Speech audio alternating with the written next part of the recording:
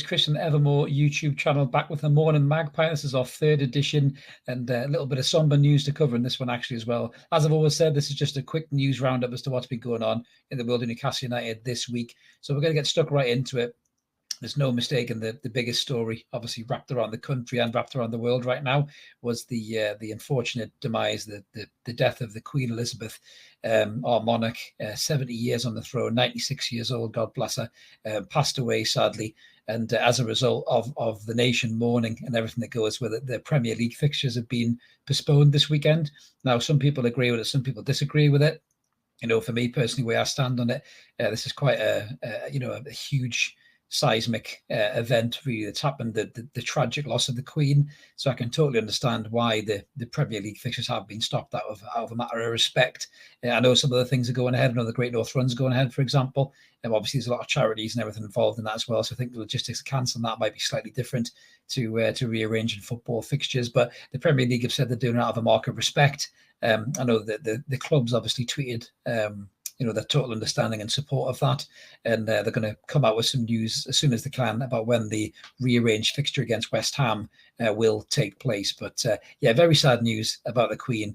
And, we pass on our thoughts to the royal family as well through the Evermore squad. So just some of the news as well. Sadly, beg your pardon, wrong tag there. I might as well go on to the right tag then. So the right tag, it's not sadly, very good. Eddie Howe has opened up and been speaking to Alan Shearer, the one and only Alan Shearer, who's now a really, really good journalist for The Athletic, writes some fantastic pieces. And he's had a great chat with Eddie Howe. Eddie Howe has talked about how he's fell in love with the city. He's talked about how he's not here just to exist. He wants to make a difference. I won't, quote the whole thing verbatim, but it's a fantastic piece. Go over and check it out on theathletic.com.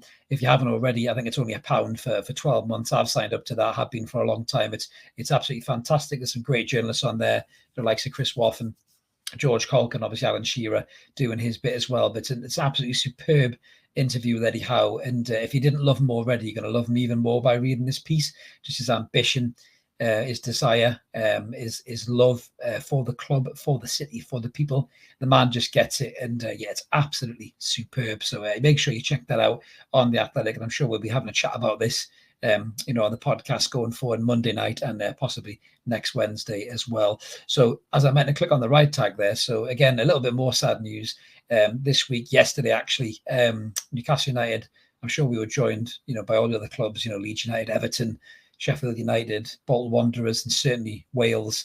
We were all remembering Gary Speed, obviously the tragic loss of Gary Speed some time ago. It would have been Gary's 53rd birthday yesterday. So, the club tweeted a really touching tribute to Gary, with a picture of him in his prime for Newcastle United. Brilliant player, absolutely fantastic professional. I'm so glad that I got to see him play for the club.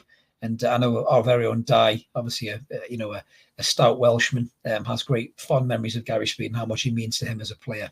So yeah, really sad, missing Gary, but it was nice to remember what he meant for Newcastle United and our fans as well. So we might touch upon that in the podcast as well, possibly in the coming couple of days.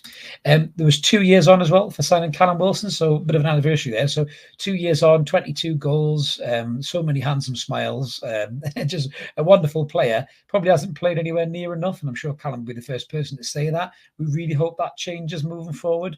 Now we've got Alexander Isak as well. We're not as worried about Callum pulling up with injuries. Of course, I want him back. He was due to miss West Ham, but that game has now been postponed. So there's hopefully a good chance they'll be back against his former club, Bournemouth. And then there's a big connection between the Cherries and the Magpies, with Eddie Howe, Fraser, Wilson and Richie as well. So that'll be a game I'm sure that Callum's targeting to come back on. But yeah, 2 years on, let us know what you guys think in the comments about Callum Wilson in the last 2 years. Have you been happy? Have you been disappointed? Would you like to have seen him play more? Do you think we should have upgraded him earlier than potentially we have with Isak? So we'll maybe get stuck into that, I think, on Monday or Wednesday with the lads and just get everybody's take on that moving forward. So another player of ours who's been celebrating a bit of personal success is Nick Pope. Nick Pope has been amongst the nominees of Player of the Month. So I think Toon polls has already been dragged into this after the last Burger King scenario. So we hope Toon polls can fix it for Nick Pope to get Player of the Month. But he absolutely deserves the nomination. He's been absolutely stupendous for us. He really, really has. And I think the Lynchman said it on the show just gone on Wednesday there that, at 10 million quid, he could end up being our best signing of the summer, really. So, great for Nick.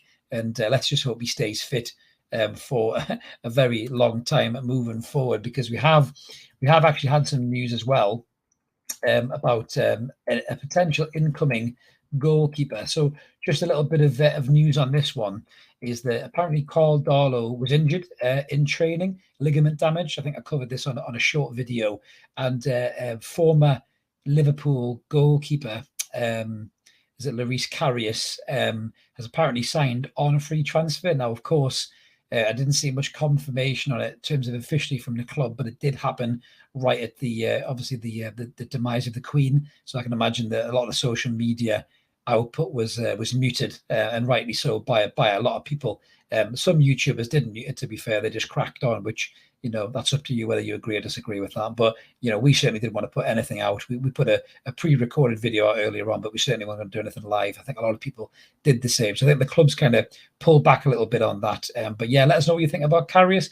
I'm not too sure about it. Yes, he's a free transfer. He's got experience. I understand the reasons for it. But yeah, the thought of Nick Pope being injured and him being in goal frightens the life out of me. It really, really does. But one thing about Karius is he's got fantastic hair, which a lot of fans have been saying. And it takes me nicely to the breaking news about the new sponsorship deal through Dr. Cynic, which is the hair transplant company, Turkish firm, has signed up as a new commercial sponsor. So again, this just goes back to what we're talking about, the club using their contacts around the world to increase the commercial revenue.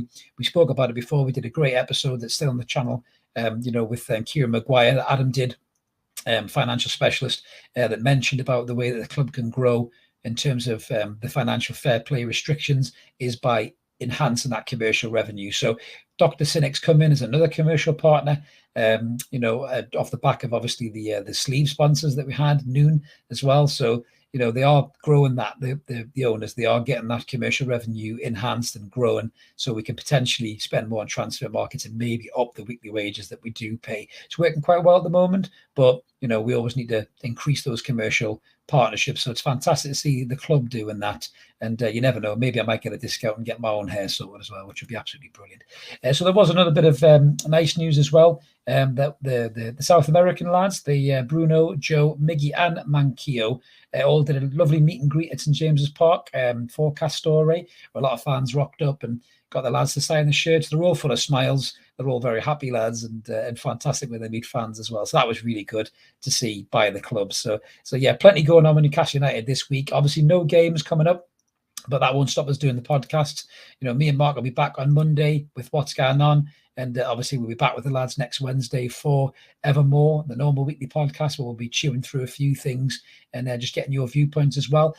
If you'd like what we do, please click that like and subscribe button. Excuse me, I'll just take that banner off there, get that right. Please click that like and subscribe button, help us get over 1,800. We're only about, I think, 6 short at the minute. So if you can click that button, that'll be absolutely brilliant. Get us over 1,800, then onwards to 2,000 for us, which is an unbelievable milestone for how short we've been evermore from our previous guys, if you stuck with us since then. But this is Chris signing off. Let's keep supporting that team. We'll call United. No football this weekend, but have a good morning, Magpies, whatever you're doing. We'll see you later.